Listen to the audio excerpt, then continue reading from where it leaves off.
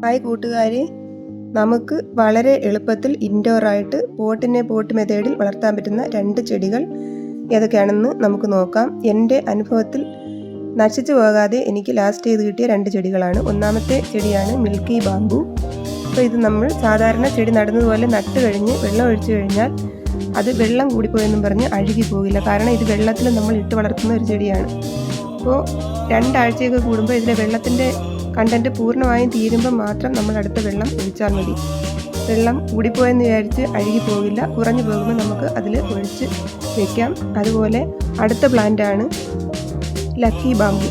അപ്പോൾ ഈ ചെടിയും നമ്മൾ ചെടി മാത്രം വെള്ളത്തിലിട്ട് വളർത്തുന്ന ചെടിയാണ്. അതുകൊണ്ട് തന്നെ ഇതിന് വെള്ളം കൂടിപ്പോയെന്ന് പറഞ്ഞ് അഴുകൽ രോഗം വരില്ല. മറ്റുള്ള ഇൻഡോർ പ്ലാന്റുകൾ അഗ്ലോണിമയൊക്കെ ആണെങ്കിൽ വെള്ളം കൂടിപ്പോയാൽ അതിന് ഫംഗസ് ബാധ വന്ന് അത് പെട്ടെന്ന് നശിച്ചു പോകും. അങ്ങനെയുള്ള ചെടികളുടെ കൂടെ നമ്മൾ നിന്നില്ലെങ്കിൽ അത് നമുക്ക് കിട്ടില്ല. പക്ഷേ ഈ 2 ചെടികൾക്കും ആ ഒരു പ്രശ്നമില്ല.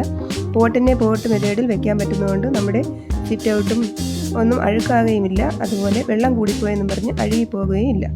അപ്പോൾ നമുക്ക് വളരെ നന്നായി വളർത്താൻ പറ്റുന്ന 2 പ്ലാന്റ്സാണിത്.